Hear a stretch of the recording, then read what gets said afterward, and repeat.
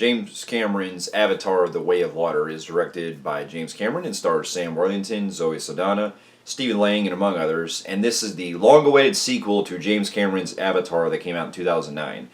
And in this film, it picks up a decade after the events of the first Avatar, where you have Jake Sully and Neytiri and their family that have essentially grown into the forest of Pandora and have tried to settle on a new life. And pretty much some things have gone down where Stephen Lang's character ends up coming back along with the other military group that were after them, and essentially they have to relocate after some things go down, and when they get rediscovered, they end up going to a new colony where they discover this underwater type of group that live in the sea, area.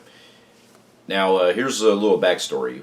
Now, this movie was directed by James Cameron, who, what can I say? He's one of my absolute favorite directors of all time. He's made countless classics, including the original Terminator, Terminator 2, Aliens, The Abyss, Titanic, and among others. And this has actually been his long-going project for the longest time, with trying to build upon this whole world of Pandora and this whole franchise of Avatar.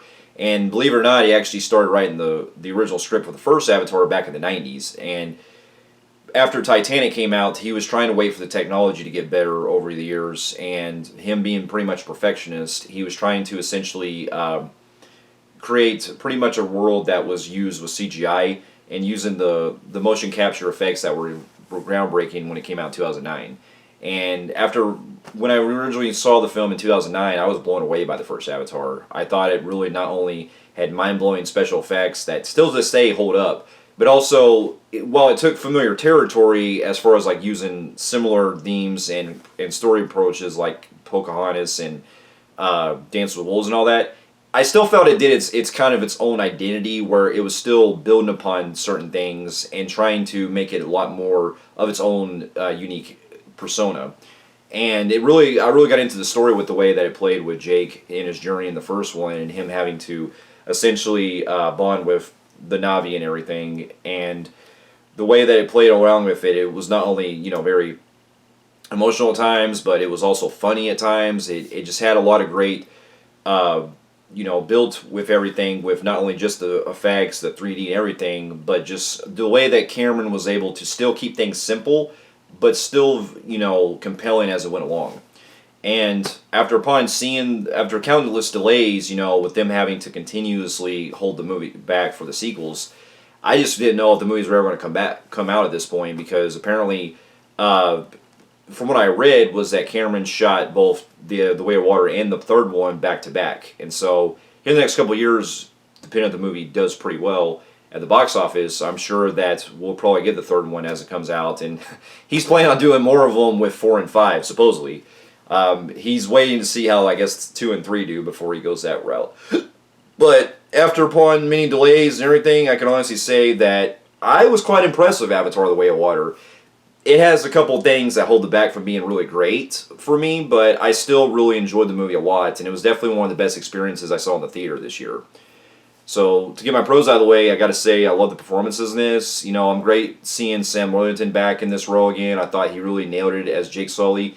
And unlike the first film, where he was a lot more cocky and not really much of a leader, as much as he is just kind of more of a follower, in this one, they build on it to where he's having to now become a leader to everyone, including his family and everyone around him, while also having to be the family man. And you do get a chance to grow with his character as it goes along, as him trying to provide the best for everything.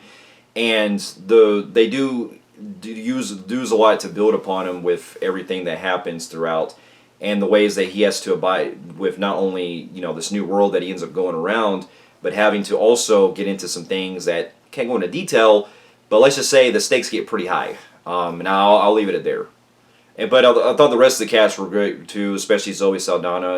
I thought she was amazing as usual, coming back in the role. And she has probably one of the biggest standouts the most, especially toward the climax, that I won't give away, but she really definitely nails it a lot. And then the other biggest ones, of course, you got Stephen Lang in this, who comes back as the Colonel. And what I appreciated with this one was that even though he is still playing the same character with, playing the same type of, it's the same character essentially, but they give a lot more kind of layers to his character in this that I actually found surprisingly better in some ways compared to the first film.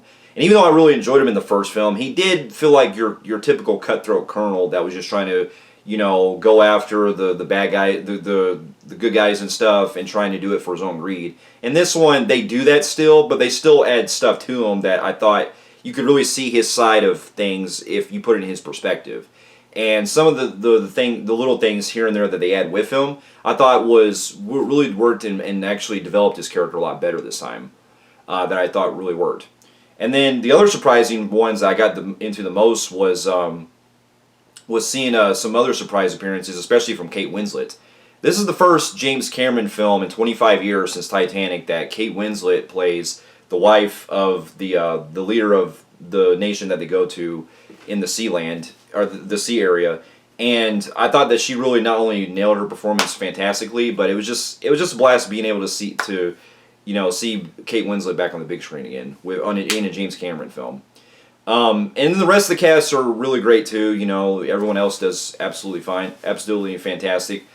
There is also some other things that I got to get into as far as the way the story builds, where when we get into this world that it sets with the sea, there's some elements that I thought that they really built upon that were interesting, especially the bonding that happens between this kind of whale-like creature and one of the I think it was the younger son, one of the younger sons of Jake, that is having to bond with it. And I thought it was really not only touching and heartwarming, but it really had a really great unique sense of building.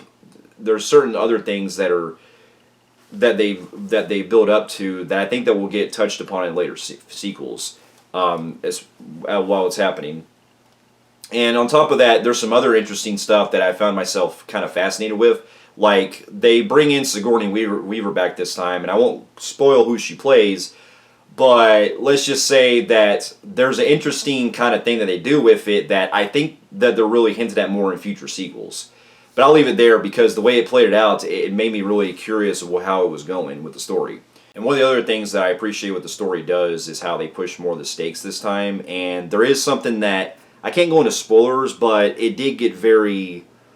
there is something that happens that you can see why you would be so pissed off with the way the military is going after them with the Na'vi again and everyone around. I don't want to go to spoilers, but let's just say that there's something very emotional that happened that really got to me, and I really felt a lot like how they felt with it. And then what else can I say? The visual effects in this I thought were not only some of the best I've seen, even probably better than the first films.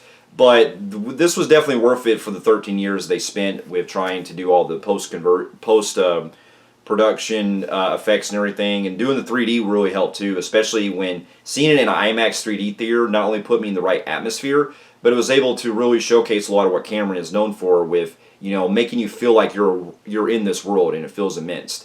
And that's what really makes it feels a lot more contained, to where even though the story plays it out very simplistic, it still does it on a visual level to where you're still piecing together certain things on a visual standpoint. I also love the score in this. I mean, tragically, we no longer have James Horner, may he rest in peace, but I thought the person that composed this did a really great job. And they do use similar elements from James Horner's score from the first one that I thought was a nice touch. But for the most part, I really got into the way that it built upon with a lot of the emotional scenes and just a lot of the way that the action really gets you pumped in so many parts. And to get into my other things too, there's some, I'm not going to go into spoilers, but when the action really does hit, there's actually some stuff that I was actually kind of blown away with how they were to get away with. I'm not going to go into detail, but let's just say they actually got away with showing something that could have gotten the movie to R-rated, where you see basically a limb come off. I'm not going to say what it is, but that just came out of nowhere, and I was really shocked to see that. So that was great. And then just a lot of the underwater scenes are not only fantastic to see in 3D, but just it really, it's what you expect with this movie called The Way of Water, And knowing James Cameron, he really loves the water in a lot of his movies. Now, if I do have to get into some minor cons that do hold the movie back, I will say that there is certain scenes that they either could have elaborated a little bit more on, or they could have trimmed just a little bit as far as the pacing. Because as much as I was really getting involved with a lot of the way the movie plays along with, there are some points in the movie, I think at least in the middle half, where it does start to come down just a little bit when we spend a whole lot of time in the sea area. And they could have maybe, like, not necessarily remove any scenes, but maybe trim some things down just a little bit. Because some scenes do feel kind of like rinse and repeat when we're having, like, the speeches about, like, Jake talking to his family and everything and things like that. They could have trimmed just some things here and there to kind of make the pacing a little better. And then there's some other stuff that they bring up in the film that does kind of, I did kind of question the longevity between the movies, between 1 and 2. And I can't go into, it's not going to go into spoilers or anything, but it really has to do with some stuff that how they essentially bring back the Colonel in this. I think it could have been properly showcased a lot better, or explained a little better, that that would explain that gap. But I think we'll probably see more of that in the future. But that's just kind of a minor thing, just to show that there could have probably just been more things that could have been fleshed out better. And then there's also, like I said, some other things that they do build up on in the SeaWorld, but they don't really go into a whole lot of approach with it, because it's kind of questionable with how there's also a subplot involving with a certain character that's a younger character that ends up essentially going on this journey throughout the film, and you kind of question that has an interesting story arc that I liked, but in the end I did kind of question the reasoning why this character does a certain choice that affects basically another character's fate. And I can't go into spoiler with it, but it's one of the main characters that's in this that goes along with that is the reason why everything is happening. But with all that being said, I will say that this is definitely one of the biggest entertaining films I've seen all year for me. And while it's not gonna it might make possibly my honorable mentions of the year, I still had a fantastic time with this, and I am all open for them to continue this franchise, because I really want to see more of how this world plays out and where the story goes with our characters. So with that being said, I'm going to give Avatar: The Way of Water a very low, extremely low phenomenal grade on the Film Freaks meter. So, for those of you who have also seen Avatar: The Way of Water, let me know in the comments below what you thought about it. And thank you so much for watching, and I'll see you in my next review. I'll see you later.